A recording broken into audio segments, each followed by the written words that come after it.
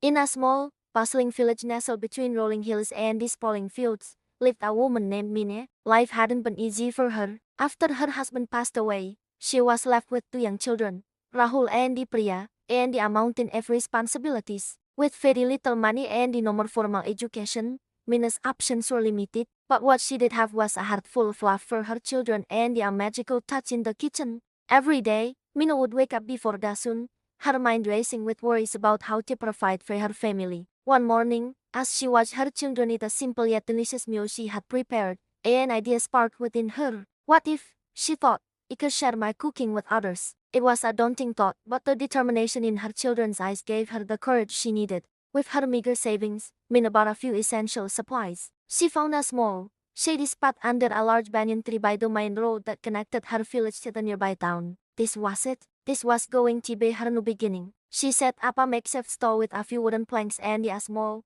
charcoal stove. She named it Makirasai, which means Mother's Kitchen. On her first day, Mina was a bundle of nerves. She had prepared a simple menu: hot, fluffy rotis, a flavorful dal tadka, and a spicy potato curry. The aroma of her cooking began to drift along the road, carried by the gentle breeze. Truck drivers, farmers, and the travelers started to slow down, their curiosity piqued by the delicious smell. Her first customer was a weary truck driver named Jaswant. He had been driving all night and he was looking for a decent, home-cooked meal. He was skeptical at first, looking at the humble setup, but the warmth in Mina's smile and the inviting aroma convinced him to give it a try. He sat on a small stool, and Mina served him a plate of food. Jaswant took his first bite, and his eyes widened in surprise. The dal was rich and creamy, the rotis were soft and perfect, and the potato curry had just the right amount of spice. It tasted just like the food his own mother used to make. He finished his meal with a sigh of contentment. "This is the best food I've had in years," he exclaimed, paying her more than what she had asked for. "I will be stopping here every time he pass this way, and I will tell all my friends about your kitchen."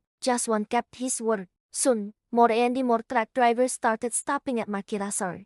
Word of mouth spread like wildfire. People from her own village, who had initially been doubtful, started to visit. They were all amazed by the quality and the taste of her food. Rahul and Priya would rush to the stall after school to help their mother. Rahul would help serve the customers, his cheerful demeanor making everyone feel welcome. Priya, with her keen eye for detail, would help keep a place clean and tidy. Seeing her children work so hard filled Mina's heart with pride and joy. They were a team. As her business grew, Mina expanded her menu. She added seasonal vegetables, different types of lentils, and her special homemade pickles, which became an instant hit. People would travel from neighboring towns just to taste her food.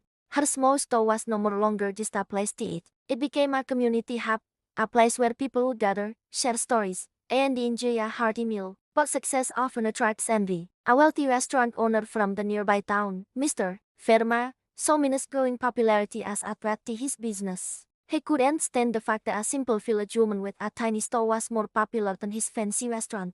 One day, Mr. Verma visited Mina's stall. He scoffed at the simple setup and he tried to intimidate her. "You are running an illegal business here," he said gruffly. "You have no more license, no more proper kitchen. I will have you shut down." Mina was frightened, but she stood her ground. "Sir, I am just a mother trying to feed my children. I use the freshest ingredients and I cook with all my heart. My customers are happy and healthy." Unfazed, Mr. Verma used his influence to create problems for her. He sent health inspectors who tried to find faults with her kitchen. But Mina's stall, though simple, was impeccably clean. The inspectors found nothing wrong and they were themselves impressed by her dedication to hygiene and quality. Frustrated, Mr. Verma resorted to spreading false rumors. He told people that Mina's food was unhygienic and it would make them sick. For a few days, her business suffered. Mina was heartbroken. She had put everything into her stall, and now it seemed like it was all falling apart. But her loyal customers knew the truth. Jaswant, the truck driver,